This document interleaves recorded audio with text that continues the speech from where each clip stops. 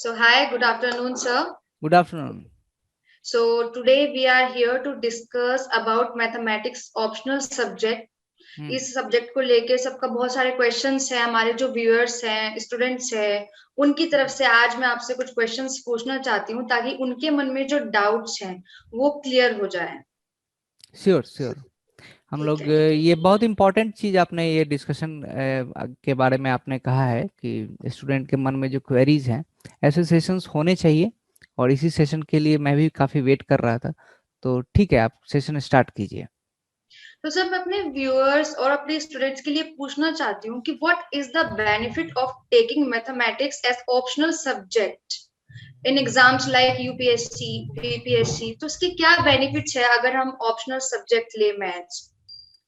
Okay, so देखिए, benefits of taking mathematics as optional subject enormous है, आप सोच भी नहीं सकते हो। ठीक है, जैसे कि मैं फर्स्ट अगर पॉइंट अगर आपको बताऊं तो मोस्ट इंटरेस्टिंग पॉइंट है कि ये इसमें आप कुछ याद नहीं करना पड़ता है, आपको रट्टा नहीं मारना है। जैसे कि आप ह्यूमैनिटीज ऑप्शनल लेते हैं, हिस्ट्री, ज्योग्राफी, पॉलिटिकल साइंस, वो भी ऑप्शनल्स अच्छे हैं, जी लेकिन सर। अगर आप साइंस बैकग्राउंड से हैं तो आप आपका जी इंक्लिनेशन जो है जो थोड़ा मैथमेटिक्स से पहले से ही रहता है।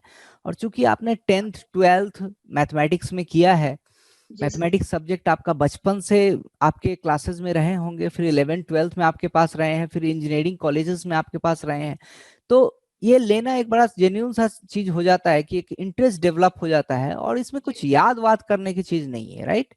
और ओनली प्रैक्टिस। प्रैक्टिस प्रैक्टिस मतलब एक तो पहले कॉन्सेप्ट तैयार करना होता है जी मैथ्स में, कि एक आपको प्रॉपर कॉन्सेप्ट हर एक टॉपिक का, सब टॉपिक का, उसके भीतर में क्या क्या पढ़ना है जो आपके सिलेबस में प्रिस्क्राइब्ड है, तो उन चीजों को आप पहले तैयार करते हैं, फिर क्वेश्चंस उसके प्रैक्टिस करते हैं, फिर प्रीवियस ईयर क्वेश्चंस वगैरह लगाते हैं, तो आपका काम हो जाता है। ठीक है, तो इसमें याद नहीं करना है। और सबसे इंपॉर्टेंट बात, इसमें कोई करंट अफेयर ओरिएंटेड कोई सवाल नहीं होता है। आप किसी भी दूसरे सब्जेक्ट में आप जाएंगी, जैसे आप पॉलिटिकल साइंस के बारे में बात करो, जैसे अभी आप देखो इजराइल और पैलेस्टीन के भीतर में कितना कॉन्फ्लिक्ट स्टार्ट हो चुका है, तो जरूर से जरूर इजराइल पैलेस्टीन के बीच में जो जितने भी ट्रीटीज हुई हैं, जितने भी यूएन के लेवल पे उनका पीस को डिक्लेयर करने के लिए जितने जी भी काम हुए हैं, और अभी जो करेंटली जो सिचुएशन है आप देखो तो 1-1 एकदम लग रहा है कि अब युद्ध हो जाएगा। तो इजराइल पैलेस्टीन पे अटैक हो रहा है, पैलेस्टीन इजराइल पे अटैक कर रहा है, तो इस ढंग से आप देख सकते हो कि कितना टेंशन बढ़ा हुआ है। वहां करंट अफेयर क्वेश्चन आपके इंटरनेशनल रिलेशन के सब्जेक्ट में आ सकते हैं, लेकिन मैथमेटिक्स में तो ये चीज नहीं है। मैथमेटिक्स में आपको वही ग्रुप थ्योरी पढ़ना है, वही रिंग थ्योरी पढ़ना है, लीनियर अलजेब्रा पढ़ना है, कैलकुलस पढ़ना है। हाँ, रिसर्च यहाँ भी होते हैं, डे बाय डे आप देखेंगे कि मैथ्स में भी रिसर्च होते हैं, लेकिन वो करंट अफेयर आपका नहीं बनेगा मैथमेटिक्स में। ऐसा नहीं है कि वो आपके डोमेन से काफी हट जाएगा। आपका सिलेबस प्रिस्क्राइब्ड है बीएससी का, तो जो ग्रेजुएशन का सिलेबस है उसी को आपको अच्छे से करना है। इसमें करंट अफेयर के सवाल ही नहीं होते हैं, बहुत ही लिमिटेड सिलेबस है। सिलेबस ह्यूज है मानता हूं, लेकिन लिमिटेड इसमें ज्यादा है।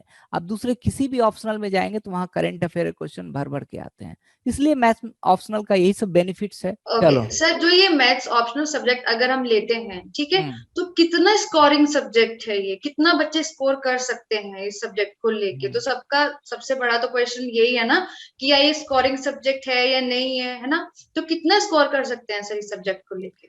देखिए, अब ये जैसा कि आपने कहा कि स्कोरिंग है कि नहीं सब्जेक्ट, तो आप बचपन से जानते हैं कि मैथ्स में बच्चे 99 100 ऐसे स्कोर करते हैं। तो बचपन के लेवल पे अगर देखें 10th 11th 12th में, तो आप स्कोर करके आए हैं वहां से। ठीक है, तो जी वैसे ही स्कोर आप इधर यूपीएससी सिविल सर्विस एग्जामिनेशन, चाहे फॉरेस्ट का एग्जाम होता है, इंडियन फॉरेस्ट सर्विस का एग्जाम, चाहे आप देखो कि बीपीएससी में जो सिविल सर्विस एग्जाम होते हैं स्टेट लेवल के, वहां पे चाहे यूपीपीसीएस में, हर जगह मैथमेटिक्स में आप पूरा पूरा स्कोर कर सकते हैं। पूरा पूरा इन द सेंस कि 90% 80% तक आप स्कोर कर सकते हैं। डिपेंड करेगा कि आपका स्ट्रेंथ कितना है, आपने टॉपिक को कितने अच्छे से समझा है। स्कोरिंग तो है, लोग है यूपीएससी में 350 मार्क्स लाए हैं, 360 नंबर, 370 नंबर लाए हैं।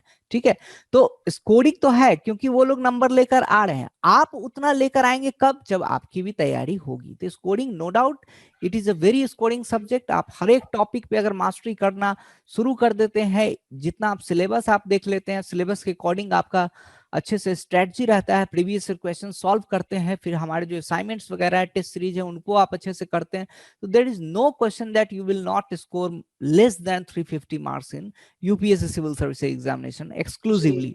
अगर आप बीपीएससी की बात करें, वहां 300 मार्क्स के क्वेश्चन होते हैं, वहां पे भी आप 210 220 नंबर तक आराम से ला सकते हैं विदाउट एनी मच एफर्ट। ठीक है, बहुत ज्यादा एफर्ट नहीं भी लगाकर आप हर एक टॉपिक पे 80% कमांड भी अगर आप रखते हैं तो 70 to 80% मार्क्स आपका कहीं नहीं जा रहा है, आपको मिलेगा मार्क्स। तो थोड़ा अपने आप पे दिस धैर्य इज बनाकर स्कोरिंग रखिए। Subject. Very scoring subject mathematics is a very scoring subject, क्योंकि आप पिछला रिजल्ट उठाकर देखे, 5 साल का रिजल्ट उठाकर देखे यूपीएससी सिविल सर्विसेज का ही, बहुत सारे लोग 340 350 360, और जितने लोगों ने ऐसा मार्क्स लाया है तो उनका आपको देखेंगे कि जो टैली होता है, जो रैंक आता है, तो वो सिंगल डिजिट में रैंक लेकर आ रहे हैं।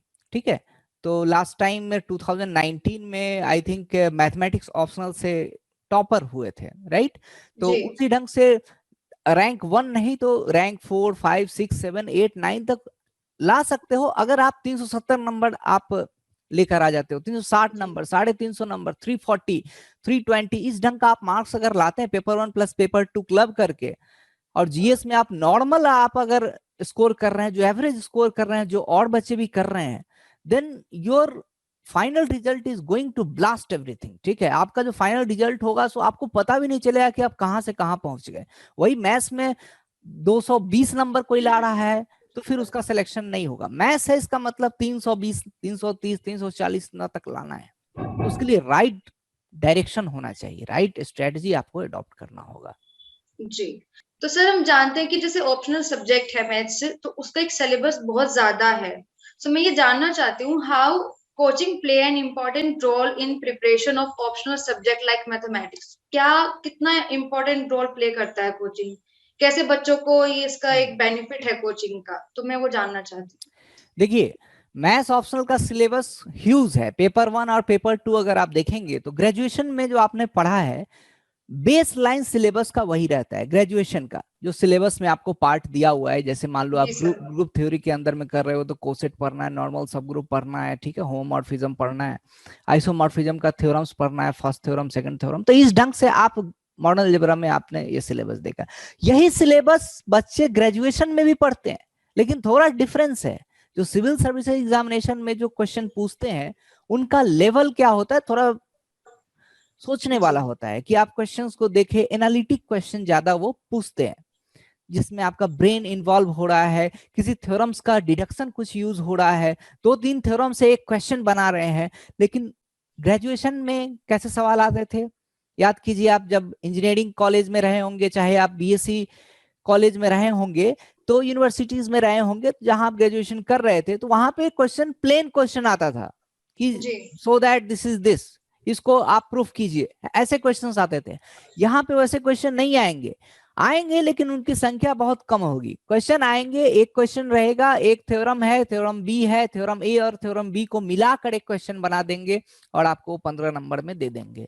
तो क्या है कि सिलेबस बड़ा होने के कारण आपको एक कोचिंग का इंपॉर्टेंस वहां पे हो जाता है। कोचिंग का इंपॉर्टेंस ये है कि आपको सिलेबस को अच्छे ढंग से समझाएंगे वो, प्लस प्रीवियस ईयर के जो क्वेश्चंस दिए हुए हैं, जो भी आपको यूपीएससी में पूछे गए हैं, तो हम लोग क्या करते हैं कि जितने भी क्वेश्चंस पूछे गए उसी के अराउंड में हम लोग आपका एनवायरनमेंट तैयार करते हैं।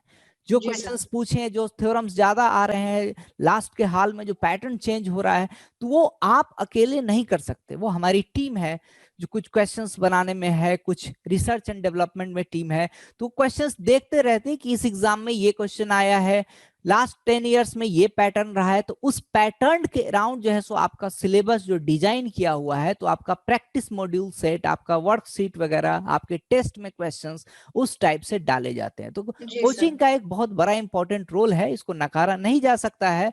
हाँ, ये बात भी है कि बच्चे सेल्फ स्टडी से भी कर सकते हैं, लेकिन प्रोबेबिलिटी बहुत कम होता है। अगर मान लीजिए कोई बच्चे अगर सेल्फ स्टडी से कर रहे हैं तो मॉडर्न अलजेब्रा में ही 6 मंथ लगा रहे हैं, 7 मंथ लगा रहे हैं, तो लेकिन तो आपका एग्जाम क्लियर होने का प्रोबेबिलिटी कम हो जाता है। आपको नॉलेज होगा, नो डाउट। जी लेकिन जो परीक्षा क्लियर करना है, जो पेपर आपने क्लियर करना है यूपीएससी सिविल सर्विस एग्जाम, वो कहीं पीछे हो जाएगा, नॉलेज आपका बढ़ते जाएगा, नो डाउट।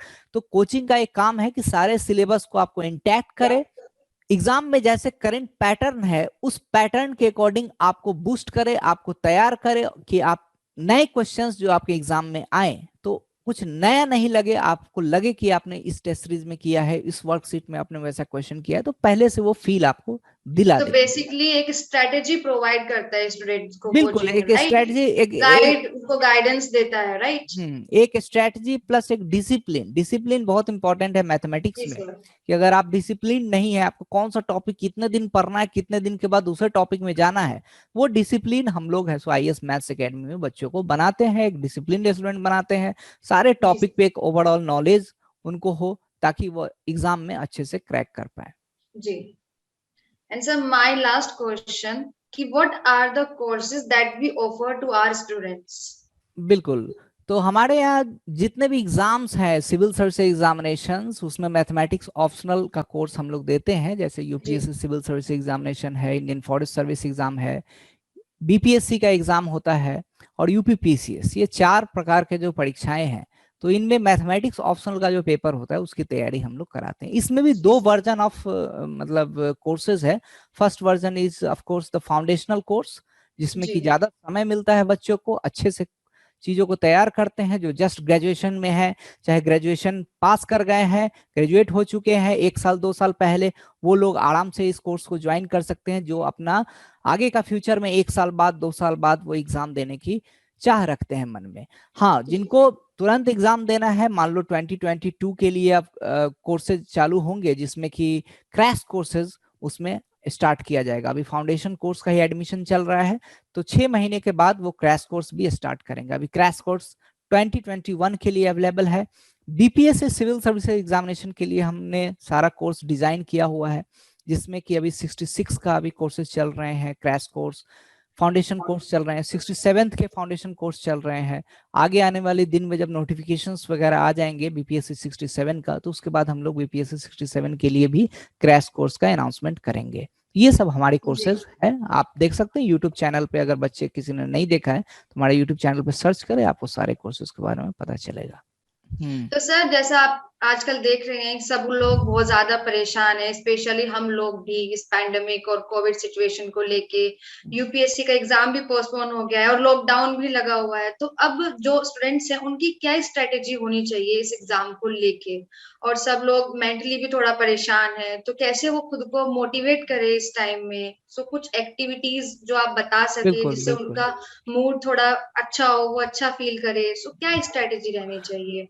देखिए, ये कोविड का एनवायरनमेंट है, हर जगह लॉकडाउन लगा हुआ है और सिचुएशन काफी खराब है। लेकिन जी क्या है सर। कि इसमें ही अपने को पॉजिटिविटी माइंड में बनाकर रखना है। जो भी लोग पॉजिटिव हो रहे हैं तो वो सुरक्षित रहें, ज़्यादा क्रिटिकल स्टेज में है तो हॉस्पिटल जरूर जाएं और अपने डॉक्टर से सलाह लें। और जो भी स्टूडेंट अभी आइसोलेशन में अभी तैयारी कर रहे हैं, मानता हूं कि आप में से 90% लोग अपने घर पे होंगे, 10% लोग किसी न किसी अपने स्टडी सेंटर में, चाहे अपने हॉस्टल में, चाहे पीजी में होंगे, ठीक है। तो अच्छे से रहें। सबसे इम्पोर्टेंट चीज है कि आपका लाइफ जो है सो अभी सिक्योर्ड होना चाहिए। आगे के 3 से 4 महीने में एकदम आपको हर एक तरह का जो सावधानियां हैं उनको बरतनी चाहिए। वैक्सीन जरूर ले ले, अगर आपको मिल रहा है वैक्सीन का स्लॉट, अगर मिल जाता है तो कृपया करके वैक्सीन जरूर ले 1 से 2 महीने के भीतर में। जितना जल्दी आप लोग वैक्सीन लेंगे, that is the key to जी defeat corona virus. Okay, vaccine जी लेना है। अगर कोई भ्रांतियां फैलाते हैं कि ये रिमर्स फैलाते हैं कि ऐसा कुछ वैक्सीन से ये हो जाएगा वो हो जाएगा, तो आप एक पढ़े लिखे नागरिक हो, यूपीएससी सिविल सर्विसेज का आप तैयारी कर रहे हो, बड़े बड़े एग्जाम्स का तैयारी कर रहे हो, तो इन रूमर्स के चक्कर में नहीं पड़ना है। और जो लोग ये रूमर्स फैलाते हैं उनको भी आप बताइए, उनको भी सतर्कता जागरूकता एक अभियान चलाइए कि लोगों में ये चीज पता चले कि वैक्सीन जरूरी है हर एक के हेल्थ के लिए, जो भी जी कोरोना सर। वायरस से आपको फाइट करने में मदद देगा। जहां तक आपकी पढ़ाई की बात है, आप जितना पढ़ पाते हैं इस पेंडेमिक के दौरान आप उतना ही पढ़े, बहुत स्ट्रेस नहीं ले। ऐसे ही वातावरण जी काफी स्ट्रेस्ड है, तो इसमें अगर आप स्ट्रेस लेंगे तो आपका मेंटल जो बैलेंस है वो बिगड़ सकता है, फिर और भी कुछ प्रॉब्लम एंजाइटी वगैरह आ सकता है। तो आप स्ट्रेस ना ले, तो इम्पोर्टेंट चीज ये है कि आपको अभी स्ट्रेस नहीं लेना है। दवाई जो कोरोना वायरस का जो वैक्सीन है वो अब जरूर से जरूर ले, और अपनी पढ़ाई को एक सुचारू ढंग से स्टार्ट तो करें। ऐसा नहीं है कि बहुत ज्यादा चीज अभी कर लेना है। आपका प्रीलिम्स का एग्जाम जो 27 जून को होने वाला था वो 10 अक्टूबर को शिफ्ट कर दिया यूपीएससी ने। काफी काबिले तारीफ डिसीजन रहा है, प्रोएक्टिव मेजर लिया गया है यूपीएससी के द्वारा, और केंद्र सरकार को भी हम लोग धन्यवाद देते हैं कि उन्होंने बच्चों के हित में बहुत बड़ा फैसला लिया कि एग्जाम को टाल दिया। ओके, सो जो भी बच्चे अभी प्रीलिम्स का तैयारी कर रहे हैं, प्रीलिम्स का तैयारी करते रहें। 10 अक्टूबर 4 महीने का, लगभग 4.5 महीने का आपको टाइम मिला है, तो उसमें आप प्रीलिम्स का अच्छे से तैयारी कर सकते हो। और हमारे फाउंडेशनल कोर्सेज 2022 के लिए चल रहे हैं, एडमिशंस हो रहे हैं, तो आप अगर फाउंडेशन कोर्स यूपीएससी के लिए ज्वाइन करते हैं तो आपका मैथमेटिक्स ऑप्शनल भी काफी अच्छा तैयार हो जाएगा। प्लस इस पेंडेमिक के दौरान ही हम लोग काफी सारे वीडियोस रिलीज किए हैं, और फ्यूचर में वीडियोस अभी आएंगे जिनको कि आप देखकर आप देख सकते हो कि प्रीवियस ईयर क्वेश्चंस में कैसे कैसे क्वेश्चंस आए हैं, उनके वीडियो सॉल्यूशंस हम लोग रिलीज कर रहे हैं। तो उनके वीडियो सॉल्यूशंस आप देखिए। आपको देखना है कि आपका वीक एरियाज क्या क्या है, कौन कौन से टॉपिक्स आपके वीक हैं जिनमें आपको अलग से मेहनत करने हैं, कौन कौन से टॉपिक आपके अच्छे हैं जिनका क्वेश्चंस का आंसर आप आराम से कर सकते हो। तो इस ढंग से इस 2-3-4 महीने का जो समय है इसको अच्छा उपयोग करना है, without taking any type of stress और anxiety, and you will definitely do wonders in your life. Of course sir. Sir I hope अभी जो हमारे व्यूअर्स और स्टूडेंट के डाउट होंगे, उनके मन में जो भी डाउट होगा वो क्लियर हो गया होगा इस वर्चुअल मीटिंग से। सो बिल्कुल, हम लोग ऐसा फ्यूचर में और भी वर्चुअल मीटिंग्स करेंगे। जो भी स्टूडेंट हैं उनके डाउट्स कंसर्न को लेंगे। स्टूडेंट्स का डाउट कंसर्न को हमें सॉल्व करना है, रिजॉल्व करना है। कोई भी प्रॉब्लम है आप हमारे नंबर पे भी कांटेक्ट कर सकते हैं।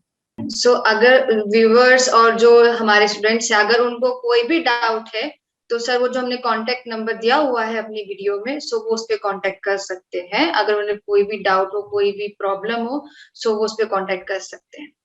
बिल्कुल बिल्कुल, कांटेक्ट करें। अगर आपको ये जो हेल्पलाइन दिए हुए हैं, इन हेल्पलाइन में आप कॉल करके आप अपना क्वेरीज को पूछ सकते हैं। एडमिशन रिलेटेड कोई प्रॉब्लम है उससे आप पूछ सकते हैं, ठीक है। So thank you sir for joining this virtual meeting. Okay, thanks a lot.